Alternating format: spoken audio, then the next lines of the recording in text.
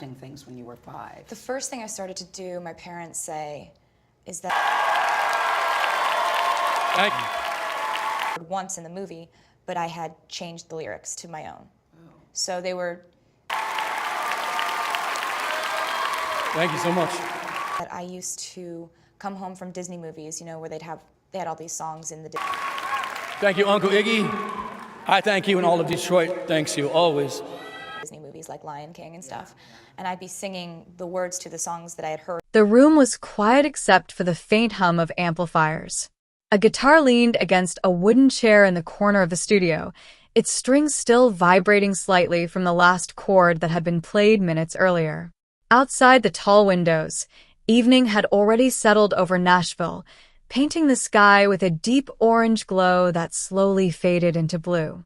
Inside the room stood Jack White. He stared at a notebook resting on a piano bench. The pages were full. Lyrics, fragments of melodies, half-written confessions. And yet, none of them said what they seemed to say, because that had become the rule. Never tell them the truth. Not the real truth. Jack leaned back in his chair and let out a quiet laugh. Not because anything was funny, but because of a thought that had been following him for years. A thought he once summarized in a single brutally honest sentence. He avoids autobiographical lyrics because he doesn't want some idiot on the internet to stomp all over them. At first, it sounded like a joke, but the deeper you look into that statement, the more you realize something unsettling. Because that one sentence reveals a hidden battle every modern artist faces. A battle between art and the internet. And tonight, we're going to tell the story behind that battle. Not just the quote, not just the headline, but the real psychological war that changed how artists like Jack White write music in the first place. And once you understand what's really happening, you may never hear a song the same way again. The story begins long before that quote ever appeared online. It begins in Detroit, decades earlier. Before the fame, before the headlines, before the white stripes ever existed. Back then, Jack White wasn't a rock icon. He was just a kid surrounded by sound. Detroit in the 1980s was a city of contradictions. Factories closing, neighborhoods changing, but music was everywhere. Blues records spun in dusty living rooms. Garage bands practiced in basements. The raw sound of electric guitars echoed through narrow streets late at night. And Jack absorbed all of it. But even then, something about him was different. Most young songwriters start by writing about themselves. Their heartbreak, their struggles, their relationships. But Jack was fascinated by stories. Not diaries. Stories. He loved the idea that a song could create a character, a scene, a mystery, something bigger than a personal confession. He once said he preferred writing lyrics that felt like mythology. And that approach would eventually define the strange universe of the White Stripes. When Jack White and Meg White first started performing together in the late 1990s, audiences didn't know what to make of them. Two musicians, red, white, and black outfits, minimal instruments, no flashy production, just raw sound. The music felt ancient and modern at the same time. Songs like Seven Nation Army sounded like battle hymns from another century. But the lyrics never fully explained themselves. Who was the narrator? What did the story actually mean? Fans argued endlessly. Some believed the songs were secretly autobiographical. Others thought they were surreal storytelling. But the truth was something in between. Jack understood something about listeners. Something psychological. People want songs to be about the artist. They search for clues, hidden meanings, secret confessions. And once the internet exploded in the early 2000s, that curiosity turned into something far more intense. Online forums dissected every lyric. Blogs analyzed every line. Strangers who had never met Jack White suddenly felt confident explaining exactly what his songs meant. At first, it seemed harmless, even funny, but over time it started to feel invasive. Imagine writing a song about a fictional character, a strange little story that exists only in your imagination. and then waking up the next morning to thousands of posts online claiming, "This line proves Jack White is secretly talking about his divorce."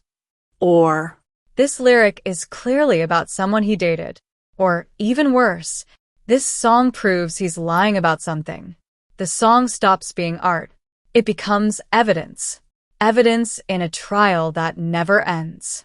This shift didn't happen overnight. But by the time Jack White launched Third Man Records in Nashville, the internet had already changed the rules of music forever. Artists were no longer mysterious figures behind the curtain. They were constantly watched, constantly analyzed.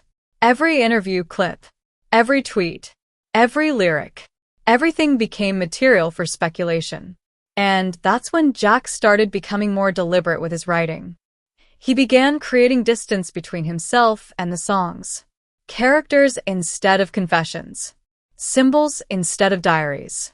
Not because he was hiding, but because he wanted the music to remain art, not gossip. And yet, ironically, that strategy created even more curiosity. Fans began asking new questions.